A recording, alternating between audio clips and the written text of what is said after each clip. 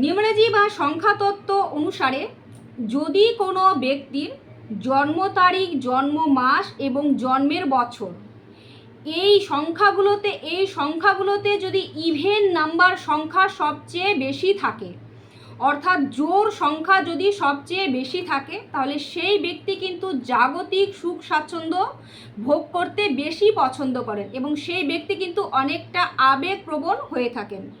সেই ব্যক্তি কিন্তু পরিবার কেন্দ্রিক জীবনযাপন করতে সবচেয়ে বেশি ভালোবাসেন। সেই ব্যক্তি কিন্তু কমফর্ট জোনে থাকতে সবচেয়ে বেশি ভালোবাসবেন। উল্টো দিকে যদি কারো জন্ম তারিখ, জন্ম মাস এবং জন্মের বছর এই সংখ্যাগুলোর মধ্যে যদি অড নাম্বার অর্থাৎ বিজোড় সংখ্যা সবচেয়ে বেশি থাকে, তাহলে সেই ব্যক্তি কিন্তু একই ভুল বারবার করেন না। সেই ব্যক্তি কিন্তু যে কোনো কিছু দেখে শেখার চেষ্টা করেন। সেই ব্যক্তির মধ্যে কিন্তু অ্যানালিটিক্যাল পাওয়ার ভীষণভাবে থাকে। আপনার জন্ম তারিখ কোন সংখ্যাকে নির্দেশ করছে অবশ্যই কমেন্টে জানাতে পারেন এবং ভিডিওটি ভালো লাগলে অবশ্যই একটি লাইক করে দেবেন। সকলে খুব ভালো থাকুন, সুস্থ থাকুন। জয় শ্রীকৃষ্ণ।